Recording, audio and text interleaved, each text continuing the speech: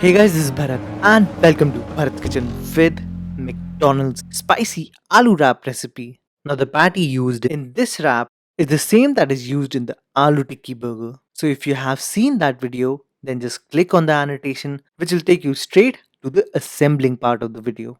But if you've not seen that video, then let's begin with it. So first you're gonna need some boiled potatoes. And remember, these potatoes should be cold. That is, that you need to keep them in a refrigerator for a minimum of 6 hours. So you just need to peel them and chop them into cubes. Now I'll tell you why I'm using cold potatoes later in the video. But for now, let's make the spice mix. So you need some cumin powder or jeera powder, some yellow chili powder, and if you don't have yellow chili powder, then use red chili powder, some turmeric powder or turmeric powder, also known as haldi powder, some coriander powder or dhania powder. You're also gonna need some garlic powder, and finally, you need some black pepper. Then, as I'm using frozen peas, I'm gonna keep them in some warm water for about 5 minutes and then just strain the water. Alright, further to lock that moisture present in the potatoes, we need to activate some rice flakes. And for more details on why I prefer using rice flakes, you can see my video on crispiest aloo tikki. Alright, time to cook. So we're gonna keep a pan on a medium flame and add some unsalted butter. And if you want alternatives of unsalted butter, then you'll find all of them on my website. So first we're gonna add our peas and cook for about 2 to 3 minutes. Then we're gonna add our cubed potatoes and quickly, as soon as you add potatoes, add some salt. So in about 2 to 3 minutes the salt will start to release moisture and it's the best time to add your rice flakes and your spice mix. At this point, just turn the flame off and mash everything together. Finally, you just need to let this mixture cool down. Now it's very essential to make this mix into a veggie sausage. So what I've done here is that I've taken some cling wrap and kept the potato mix on one side and just rolled it into a sausage log. You just need to tie some rubber bands on both the sides and try to squeeze from both the sides so that you can remove all the excess air from the sausage. Now I've followed this technique in almost all of my burger making videos, but hey, it gives amazing results. So all you need to do is that you just need to keep this veggie sausage in a freezer for about 1 hour, and in the meanwhile, we're gonna prepare some other stuff that we're gonna need. So first we're gonna make the batter to coat our patty. So in a bowl, I'm gonna take some all-purpose flour, some cornstarch, some yellow cornmeal, which is super essential to give that firmness in the patty. Then we're gonna add some salt, some oil, and you need to mix the oil thoroughly throughout the flour. Finally, we're gonna add some ice cold water and just whisk everything together.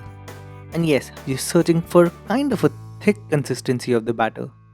Alright, for the dry coating, we're gonna add some cornstarch in a bowl, and to that, we're gonna add some baking powder. Now the dry coating is very important as it enables the batter to stick to the patty. And finally, for the crumb coating, we're gonna need some breadcrumbs. Now I'm using my homemade breadcrumbs recipe, but you can use almost any breadcrumbs here. Next, I'm gonna chop some lettuce and some onions. And as we want the onions to be less acidic but firm, so I'm gonna just keep them in some water for 2 minutes and then drain the water and keep both of them in a refrigerator for about 10 minutes so that they become cold and firm. Okay, now it's time to take the veggie sausage out of the freezer, and you just need to slice a piece of the veggie sausage and you'll have a perfect patty like this. Now if you look closely, you'll notice that there are these small potato chunks that are still holding their structures, and that is only because we used cold potatoes. So what are we waiting for? Just dust the patty with some dry flour coating and remove the excess and quickly dip it in the batter. And finally, the breadcrumbs. Now you can store these patties in an airtight container for 5 days in a freezer, or you can fry them at 175 to 180 degrees Celsius, which is basically on a medium flame. So fry them until they are golden brown or until they are crispy like this.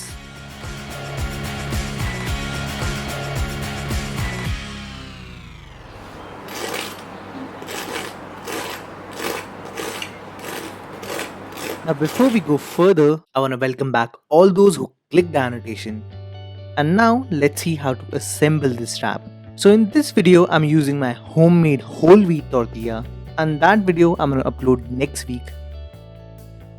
So you just need to put the chipotle mayo that we made on one side. Then comes our chopped onions, our chopped lettuce, and finally the aloo patty, which I've already cut into half. So first you need to fold the wrap from the bottom, then from the sides, and your homemade aloo wrap is ready. So just apply some butter on both the sides and toast it on a very hot panini press for just few minutes. But if you don't have a panini press, then you can use a super hot grill pan also. And if you don't have a grill pan, then you can use your excessively hot pan or a tawa. But anyways, there it is guys, how to make homemade McDonald's aloo chipotle wrap. You'll find all the list of ingredients and their measurements on my website. And as always, if you like this video, do give it a thumbs up. For updates and queries, you can always like me on Facebook, follow me on Twitter and Google Plus and Instagram also. Until then, I'll see you all next time.